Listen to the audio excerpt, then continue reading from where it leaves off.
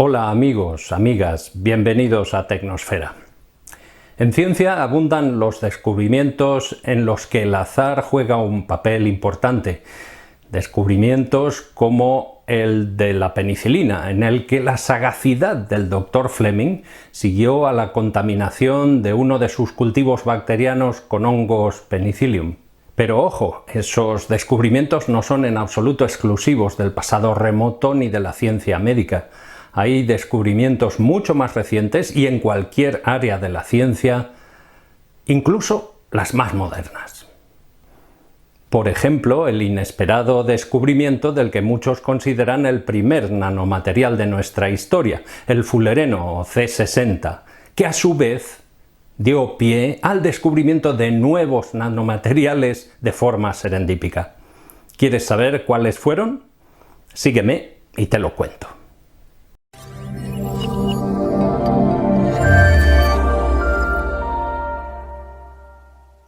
En septiembre de 1985, el investigador Harry Kroto iba buscando moléculas de carbono lineales y se encontró con nanobolas de carbono, el C60, el fullereno. Pero no solo el C60, otros como el C70.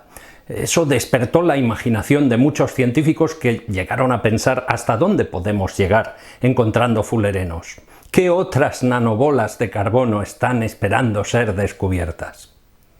Obviamente eso llevó a laboratorios y científicos de todo el mundo a buscar nuevos fullerenos. Uno de estos científicos fue Yoshinori Ando, un japonés de la Universidad de Meiji, que en 1990 pensó que podía producir fullerenos a través de la descarga de un arco eléctrico entre dos electrodos de grafito situados muy cerca, entre 1 y 2 milímetros. Efectivamente, la descarga de ese arco eléctrico producía un hollín negro en el que podía haber fullerenos. Ando le pasó muestras de ese hollín a su colega Sumio Iijima, que trabajaba en NEC y era especialista en microscopía electrónica. Este miró las muestras a través del microscopio electrónico y ¡bingo! ¡Bingo! Sí, pero no de fullerenos. Encontró un nuevo material: nanotubos de carbono. Los nanotubos de carbono estaban formados solo por carbono, de manera que teníamos otra nueva forma alotrópica de carbono, también descubierta de forma serendípica. Descubierta o redescubierta de forma serendípica, deberíamos decir, porque resulta que antes de Iijima había habido no uno ni dos, sino varios grupos de investigación que se habían topado con materiales similares. Por lo que sabemos hasta ahora, los primeros fueron los rusos Raduskiewicz y Lukyanovich en 1952, que publicaron en una revista rusa. Su descubrimiento y su artículo pasaron prácticamente desaparecidos, y más en Occidente, donde era muy difícil acceder a publicaciones soviéticas durante el tiempo de la Guerra Fría. Pero hubieron más después de ellos y antes de Iijima. Por ejemplo, en 1976, Morinobu Endo, un científico japonés afincado en Francia. En 1979, los neozelandeses Abrahamson y Wiles. En 1981, los rusos Nesterenko y colaboradores. Y en 1987, el norteamericano, nacido en Canadá, Howard Tennant, publicó incluso una patente en la que describía pequeñas fibrillas de carbono. Ninguno de ellos buscaba lo que encontró, aunque debieron darse cuenta de su importancia, al menos en parte, ya que publicaron sus resultados. De modo que en cada uno de los casos de descubrimiento y redescubrimiento de los nanotubos de carbono se trató de un caso de descubrimiento serendípico. Los nanotubos constituyen efectivamente una gran familia con variedad de tamaños, longitudes y diámetros. Los hay de tipo monocapa o de capa múltiple, y dentro de ellos distintas configuraciones de los átomos de carbono que dan lugar a distintas propiedades. A diferencia de los descubridores de los fullerenos, el profesor Iijima todavía no ha recibido un premio Nobel. Quién sabe si por tener tantos antecedentes de su descubrimiento. Pero lo que sí es cierto es que el descubrimiento de los nanotubos de carbono inauguró una nueva etapa de fascinación futurística. Estaban por una parte sus extraordinarias y a la vez controlables propiedades de conducción electrónica y térmica, que les auguraban un gran futuro en el mundo de la nanoelectrónica. Pero lo que más llamó la atención de los medios fueron las extraordinarias propiedades mecánicas de los nanotubos de carbono, su gran resistencia a la tracción mecánica, que resucitó incluso el viejo sueño de un ascensor espacial. Pues sí, la idea de un ascensor espacial no es nueva. Se trataría básicamente de hacer una conexión entre un satélite contrapeso que orbitaría en una órbita geosíncrona alrededor de la Tierra, conectado físicamente, con nanotubos de carbono quizá, con un anclaje en Tierra, a ser posible en el Ecuador, quizá en una plataforma flotante. No parece fácil y realmente no lo es, pero físicamente era posible. En su forma primitiva, la idea del ascensor espacial fue concebida por el físico ruso Konstantin Tsiolkovsky en 1895, ya hace tiempo. Pero fue el ingeniero ruso Yuri Artsutanov quien en 1960 planteó la versión moderna del ascensor espacial.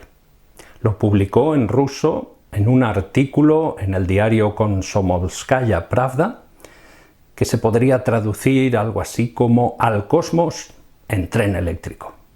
Lo cierto es que incluso a la velocidad de 200 km por hora harían falta más de 7 días para subir a esa muy especial órbita geosíncrona que se encuentra nada menos que a 35.786 kilómetros de la Tierra.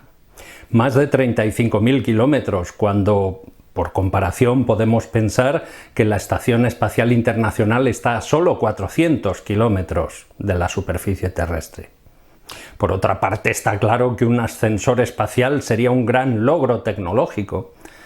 Sería mucho más limpio y más barato que lanzar cohetes al espacio, porque podría funcionar con electricidad renovable. Pero es más fácil soñarlo que hacerlo. Las dificultades son enormes. Los nanotubos de carbono son materiales microscópicos. Su fuerza reside en su microestructura. ¿Cuál es el nanotubo de carbono más largo del mundo? Mide medio metro y ya está bien, pero para hacer un cable que resistiera algo así como un ascensor espacial haría falta trenzar muchos de esos nanotubos. Podría pasar algo parecido a lo que ocurre con las pajitas de refrescos. Aquí tenemos una pajita individual, y es muy resistente, está hecha de plástico y aguanta todo lo que yo les tire, sin romperse. Ahora bien, si tenemos un grupo de pajitas que necesariamente están unidas con otro tipo de fuerzas, ¿qué pasaría si estiramos este grupo de pajitas? No resiste tanto. En todo caso, los aspectos tecnológicos del ascensor espacial, todavía por desarrollar, no les ha dado ni tiempo, porque resulta que en este caso la realidad adelantó por la derecha a la utopía. Y es que la humanidad a menudo parece encontrar las razones equivocadas para hacer lo que toca. Por ejemplo, en lo que se refiere a la exploración espacial, los humanos se lanzaron literalmente al espacio primero azuzados por intereses militares, en una carrera espacial nacionalista originada en la Guerra Fría. Cuando con el cambio de siglo se construyó la Estación Espacial Internacional, se dieron 2 pasos en la buena dirección. el tecnológico y el de la cooperación internacional. Lo que ocurre es que no estaban todos los que debieran haber estado. Efectivamente, China mostró su deseo de participar en 2007, pero en el 2011 los Estados Unidos vetaron la participación china. Y ahora la República Popular China va por su cuenta al espacio construyendo su Palacio Celestial, que así se llama literalmente su estación espacial. De modo que 2 pasos adelante y 1 paso atrás. Y hablando de pasos adelante y atrás, cuando parecía que el dinero público para la exploración espacial escaseaba, va y llega la carrera espacial de los 1000 millonarios anglosajones. Pues sí, aunque la cosa viene de lejos, en el 2021 hemos asistido al pistoletazo de salida de la carrera espacial entre 2 de las 10 personas más ricas del mundo y Richard Branson. Los 3 han visto una gran oportunidad de negocio en desarrollar por su cuenta y cubrir la decadencia de dinero público en la exploración espacial. En particular, Elon Musk, que a pesar de ser el último en llegar a la aparente meta del disfrute espacial para millonarios, va a ser quien se lleve el gato al agua con contratos con la NASA para volver a la Luna como paso previo para llegar a su sueño, y el sueño de muchos otros, llegar a Marte. Y esto nos lleva a una pregunta muy interesante. ¿De quién será Marte? ¿Del país del primer humano que llegue y pinche su bandera? ¿De la compañía del primer humano que llegue y pegue su logo? ¿Del primer humano que llegue y mee su territorio? Y una pregunta relacionada. ¿De quién es todo el conocimiento científico y técnico que se ha tenido que desarrollar para llegar a Marte? ¿De Kepler? ¿De Newton? ¿De la NASA? ¿Del Roscosmos? ¿De la ESA? ¿De la agencia china? ¿De los que pagamos impuestos? ¿De toda la humanidad? Si lo que nos ha llevado tan lejos es la naturaleza compartida del conocimiento, ¿no debería ser también compartidos los beneficios de dicho conocimiento? La propiedad ha sido un concepto fundamental en la evolución cultural y tecnológica de la humanidad. Sea propiedad privada o pública, colectivizada, propiedad física o intelectual, pero propiedad.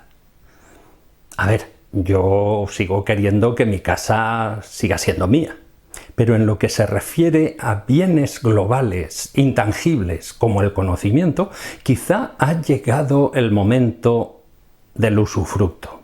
El usufructo del conocimiento, pero también de los cielos, de los mares, los océanos, de la Luna, de Marte, de nuestro propio planeta, por supuesto.